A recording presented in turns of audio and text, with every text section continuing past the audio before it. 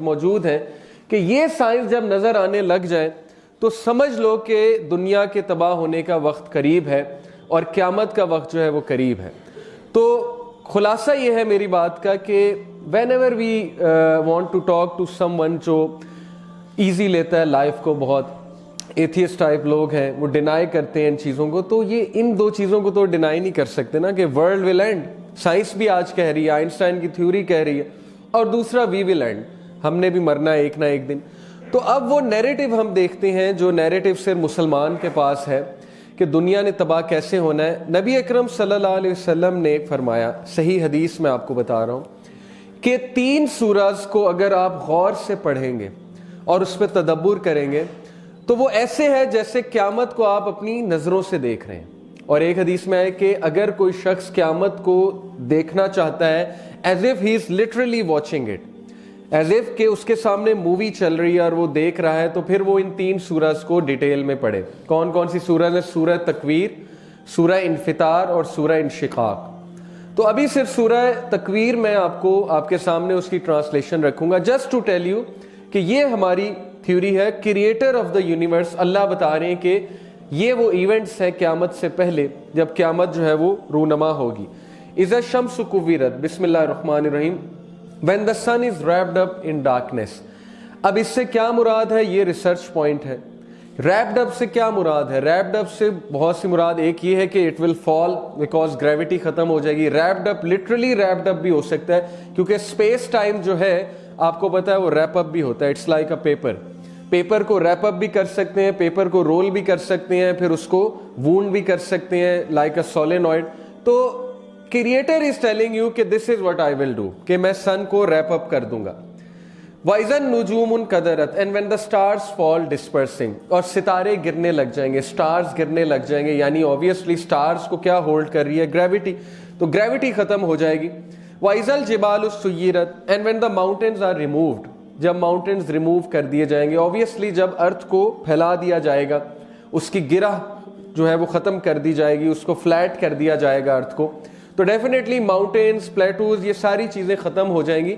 और एक और मतलब है कि माउंटेन्स भुस बन जाएंगे, रुई बन जाएंगे। क्यों बन जाएंगे? देखें, बहुत सी थ्योरीज हैं इस पे।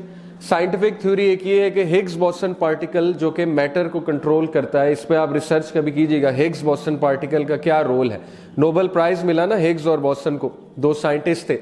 हिग्स बोसन पार्टिकल मैटर को कंट्रोल करता है, एक चीज को मैस देता है। तो हिग्स बोसन भी अगर एग्जिस्ट करता है लेट्स से, तो उसको बनाने वाला अल्लाह है और उसको कंट्रोल करने वाला, ऑल्टर करने वाला, वो भी अल्लाह की जात है। तो Allah is telling us about his power कि माउंटेन्स को मैसलेस बनाना मेरे लिए कोई बात नहीं है। And when the full term she camels are neglected, ये एक मुहावरतन बात है, क्योंकि अरब्स के लिए camel, specially this full term यानी प्रेग्नेंट कैमल, बहुत बड़ा एक कमोडिटी थी। तो उसको निग्लेक्ट करना ये इस बात की तरफ इशारा है कि तुम अपनी सबसे जरूरी कमिटमेंट्स को भूल जाओगे जब तुम वो मंजर देखोगे कि ये हो क्या रहा है, यानी सन करीब आ रहा है और स्टार्स फॉल कर रहे हैं और लावा जो है वो भड़क रहा है और जमीन के अंदर से लावा निकल रहा है जोश मार के। तो ये सीन ही ऐसा होगा कि ह्यूमैनिटी पैनिक हो जाएगी। And when the wild beasts are gathered, और वाइल्ड बीस्ट आपको पता है जब जलजला आने वाला होता है ना, तो ये परिंदे और ये सारे जानवर जो होते हैं वाइल्ड बीस्ट, ये एक जगह जमा होना शुरू हो जाते हैं पैनिक होके, क्योंकि इनको साउंड वेव्स पहले पता लग जाती हैं। हमें तो सिर्फ साउंड की खास फ्रीक्वेंसी सुनाई देती है ना, 20 से 20,000 हर्ट्ज। ह्यूमन बीइंग फिर भी जो है वो फड़ियां मारता है कि मुझे अल्टीमेट ट्रूथ मिल गया। ह्यूमन बीइंग तो कितना ज्यादा देख लें डिपेंडेंट है। ह्यूमन बीइंग को ना साउंड की फ्रीक्वेंसी उस तरह से सुनाई देती है, ना ह्यूमन बीइंग को बहुत सी चीजें नजर आती हैं, येट ह्यूमन बीइंग डिनाई करता है। तो एनीवे वाइल्ड बीस्ट गैदर हो जाएंगे। And when the seas are filled with flame, और समंदर भड़क उठेंगे। अब इस पे क्या है? समंदर भड़क उठने से क्या मुराद है? या तो लावा उनमें एंटर हो जाएगा, या फिर चूंकि पानी जो है वो H2O होता है, जब ओजोन लेयर खत्म होगी, ऑक्सीजन खत्म हो जाएगी। एक वीडियो है बाय द वे, यूट्यूब पे एक चैनल है हाशिम अल गाली, देखा आपने कभी? साइंस की बहुत रिसर्च वो बंदा करता है। उसने एक वीडियो शेयर की, व्हाट इफ अर्थ से 5 सेकंड के लिए ऑक्सीजन खत्म कर दें। 5 सेकंड के लिए अर्थ से ऑक्सीजन अगर खत्म हो जाएगी तो क्या होगा? यही होगा, सीज भड़क उठेंगे, क्योंकि पीछे जो रह जाएगा वो हाइड्रोजन रह जाएगी। ऑक्सीजन जब नहीं मिलेगी, ऑक्सीजन खत्म हो जाएगी। हाइड्रोजन जो है हाईली फ्लेमेबल होती है, वो जियो थर्मल एनर्जी को बर्दाश्त नहीं कर सकेगी और फिर भड़क उठेगी।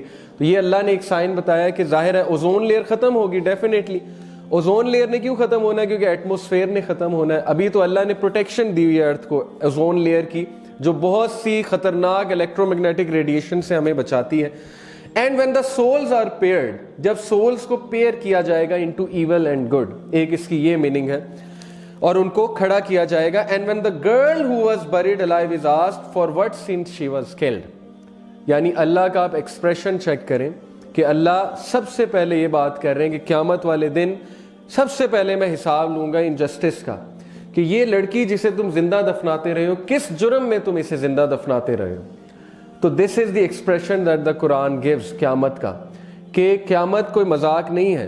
क़यामत आएगी और सारे अनजस्ट लोगों को मैं पकड़ूंगा, जो इनजस्टिस करते रहे हैं, जो लोगों के राइट्स ज़िमन करते रहे हैं, जो ज़िंदगी इस तरह गुजारते रहे हैं कि जैसे कभी मेरे से मुलाकात ही नहीं होगी, और जो फ़िरऔन बन के ज़िंदगी गुजारते रहे हैं। तो हालात हाजरा को अगर आप देखें आजकल, कि इस वक्त जो 3 कंट्रीज़ हैं नेक्सेस ऑफ ईवल जिनको मैं कहूँगा, जो कि इस वक्त सबको पता है कि गलत कर रही हैं। ये अब कोई ऐसी बात नहीं है कि कॉन्स्पिरेसी थ्योरी है।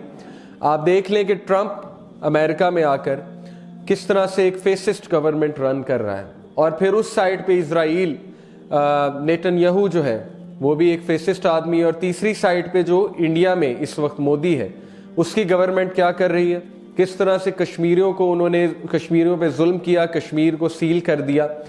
तो ये हालात आहिस्ता आहिस्ता उस तरफ जा रहे हैं जिस तरफ हमारे नबी सल्लल्लाहु अलैहि वसल्लम ने इशारा किया कि जंगें होंगी, बड़ी बड़ी जंगें होंगी, और अरब वर्ल्ड में बहुत बड़ी तबाही आएगी। ये भी हदीस में आता है कि अरब्स की डिस्ट्रक्शन है। तो आप देख लें कि अरब वर्ल्ड 2011 से लेकर अब तक टर्मोइल में। 2011 में जो उनकी वो चली थी एक मूवमेंट मिडल ईस्ट में, जिसको अरब स्प्रिंग कहते हैं।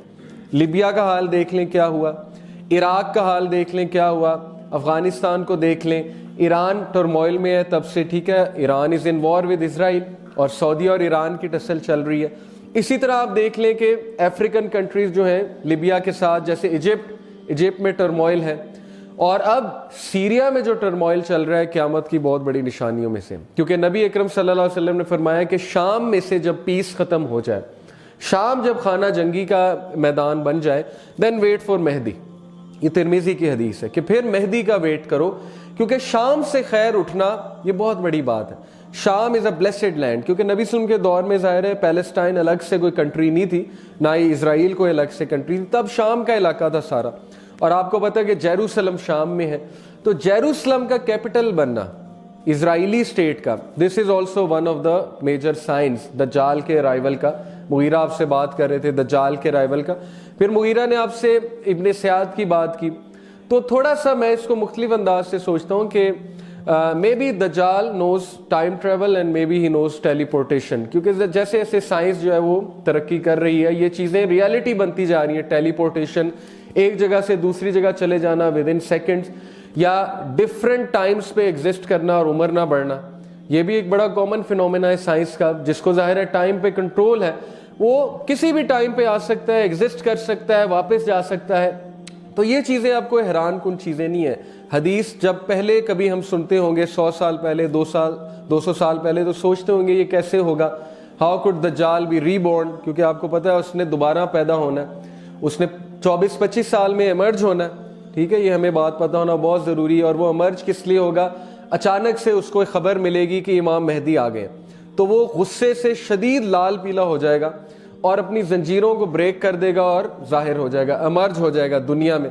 तो उसके बारे में बहुत सी ऐसी अजीबोगरीब बातें सुनने को मिलती हैं, जैसे इब्ने सयाद का वाक़या है, फिर ये कि वो एग्जिस्ट भी कर रहा है, उसने दोबारा पैदा भी होना है। तो ये इनको रिकंसाइल, मेरा एक तरीका ये है कि जैसे डायमेंशंस का कॉन्सेप्ट है, डिफरेंट डायमेंशन, स्पेस टाइम का कॉन्सेप्ट है, टाइम डायलेशन का कॉन्सेप्ट है, टेलीपोर्टेशन का कॉन्सेप्ट है, तो ये मेरे लिए कोई हैरान कुन बातें नहीं है, क्योंकि फिजिक्स के कॉन्सेप्ट्स थोड़े बहुत मैंने पढ़े हुए।